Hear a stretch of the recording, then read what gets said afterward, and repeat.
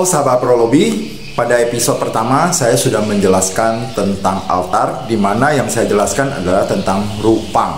Dan juga ada beberapa yang setelah saya jelaskan termasuk relik, terus mengenai dupa, kemudian pelita, dan sebagainya. Tapi pada saat ini saya akan melengkapi semua mengenai simbol-simbol yang ada di atas altar saya ini, supaya kita jelas semuanya. Dan ke depan itu tidak ada lagi pandangan yang tidak benar atau pandangan salah terhadap agama Buddha. Nah, kemudian kita mulai. Nah, pertama kali kita mulai dengan ini. Ini kita sebut sebagai gong.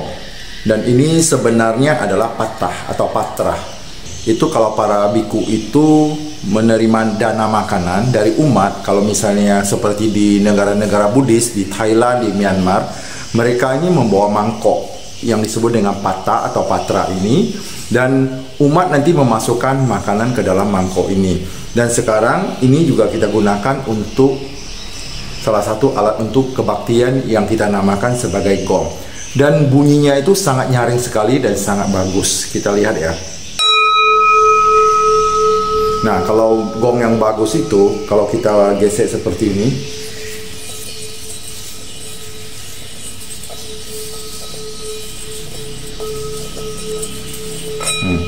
kita geser di tepinya itu, dia akan mengeluarkan bunyi Nah, gini, ini gongnya berarti sangat bagus sekali, bunyinya nyaring. Dan biasanya gong ini dipergunakan pada saat kebaktian. Kalau kita mau mulai kebaktian, biasanya kita pukul 3 kali. Dan ketika kita membaca parita, setiap akhir dan mau mulai dengan bait yang baru, kita pukul 1 kali.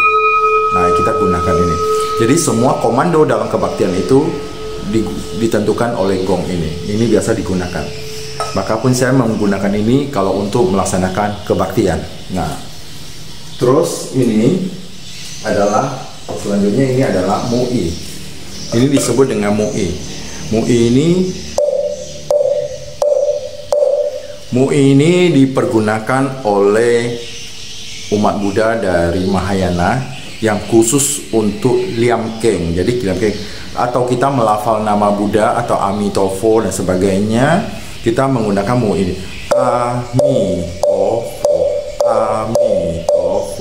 Atau kita membacakan keng yang lain, misalnya Amitocing, atau kita membaca mantra seperti Tapecho, Sincing dan sebagainya, itu menggunakan ini. Dan ini kalau kita menggunakan mu'i ini, kita membacakan keng atau cing ini, itu akan memperindah juga suara kita ya, dan iramanya pun terkendali dengan sangat baik gitu. Jadi ini mu'i. Ini biasanya digunakan oleh Mahayana. Sedangkan Theravada tidak menggunakan ini, dan karena Theravada ini membacakan parita, hanya menggunakan gong, tidak menggunakan mu'i.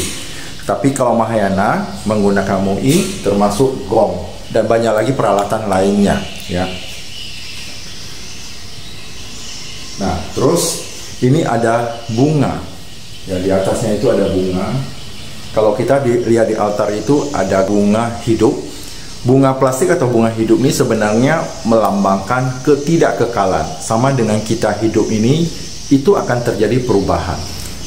Contohnya bunga yang bagus kita letakkan di atas altar. Hari pertama bunga itu betul-betul bagus. Hari kedua sudah mulai berubah, hari ketiga, hari keempat akhirnya bunga itu layu dan hancur. Itu melambangkan jasmani kita. Setiap saat, setiap hari itu akan mengalami proses perubahan. Kalau kita manusia berarti proses ketuaan. Itu akan terus, itu yang disebut dengan anicca, ketidakkekalan benda-benda yang ada di dunia. Semua benda seperti mungkin meja ini, semua yang ada di sini mengalami proses kelapukan. Manusia juga mengalami proses kelapukan, menjadi tua dan akhirnya meninggal. Dan kalau benda-benda seperti ini mengalami proses kelapukan, akhirnya hancur. Ini adalah lambang dari bunga. Nah, terus kita ada lihat lagi. Tadi kemarin saya sudah menyinggung mengenai air. Air itu melambangkan kerendahan hati. Kita selalu rendah hati pada orang lain, karena hidup ini kita tidak kekal, akan berubah terus. Kita tidak tahu hari ini kita menjadi orang yang sangat sukses, sangat kaya. Tapi besoknya belum tentu. Ini adalah suatu proses perubahan.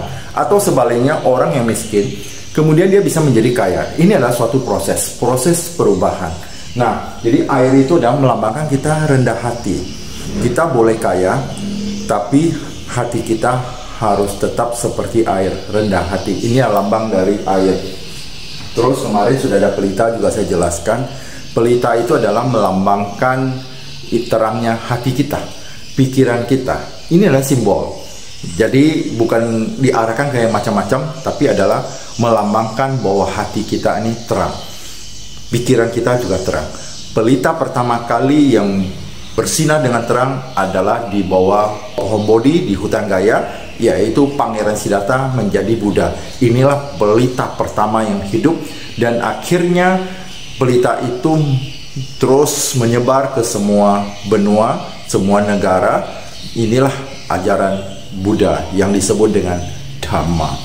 Nah, terus kita sudah berbicara mengenai Rupang, semua sudah oke, dan ini adalah tasbih.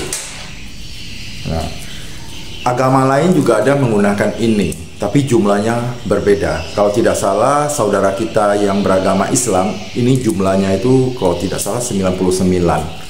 Tapi di dalam Buddhis ini ada 108.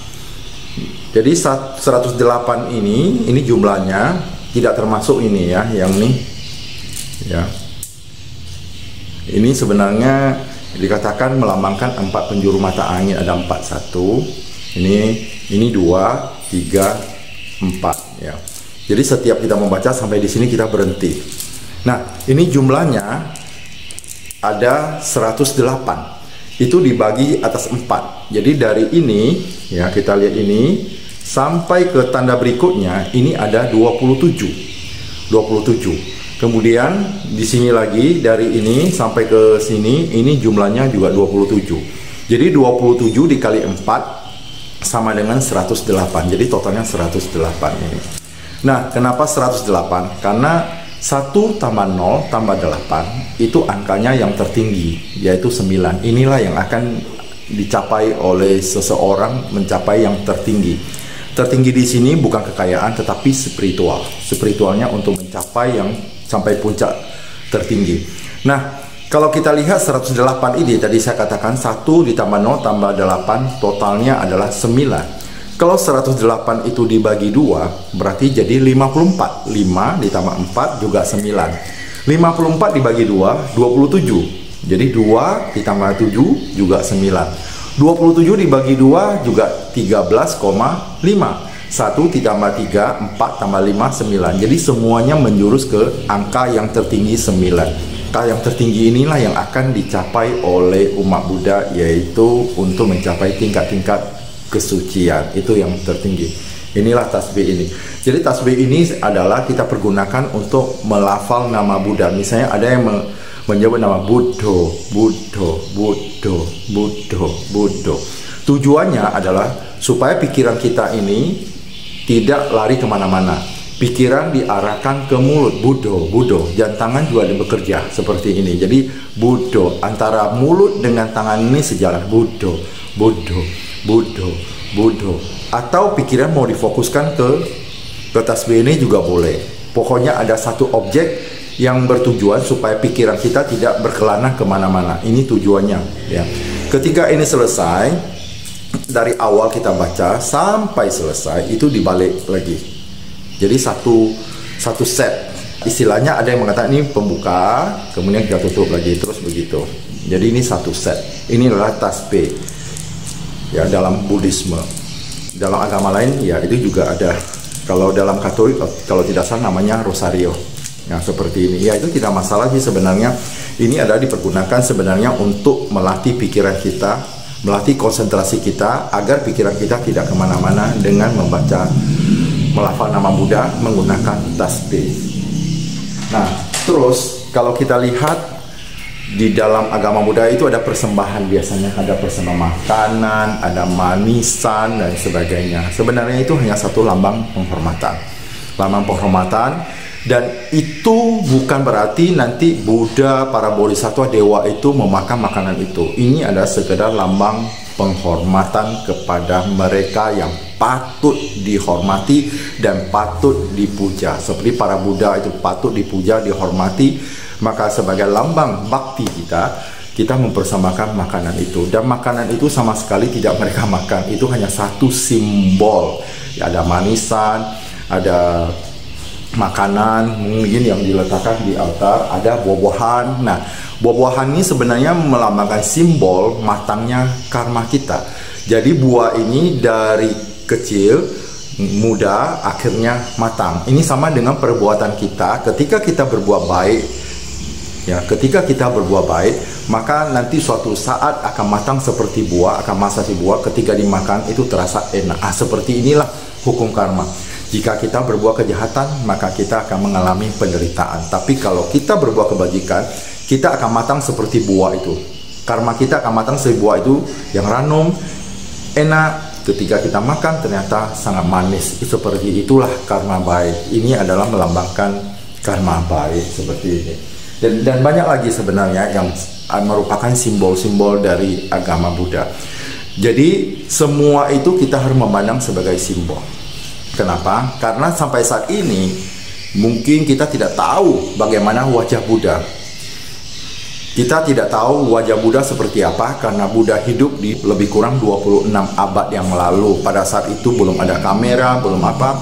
Kehidupan manusia itu masih sesuai dengan alam, belum ada teknologi yang canggih. Sehingga saat itu tidak ada orang yang tahu bagaimana wajah Buddha. Makanya itu ada satu orang pelukis dari Yunani katanya. Beliau ini membuat patung Buddha ini sesuai dengan dewa rezeki mereka, yaitu dewa Apollo.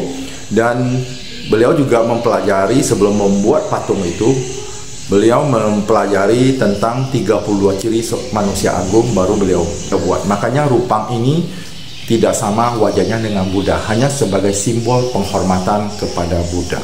Ini yang harus kita pahami dan kita mengerti, agar ke depan itu tidak ada salah lagi memandang bahwa agama Buddha ini adalah agama pemuja berhala, agama yang memuja patung dan sebagainya.